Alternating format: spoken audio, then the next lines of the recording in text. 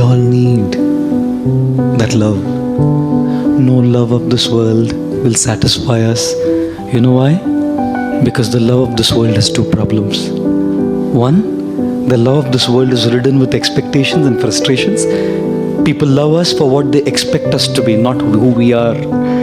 They like us and they make their relationship based on whether we fulfill their expectations. And if there is, I'm not saying all relationships are like that. If there is a relationship which is selfless and there is nothing like that stuff, then time takes one of the other away. Ladies and gentlemen, can we afford to wake up with a regret tomorrow? Can we afford to carry any grudges in our hearts? Can we afford to go around with what we have, some feelings for people in our heart, negative feelings?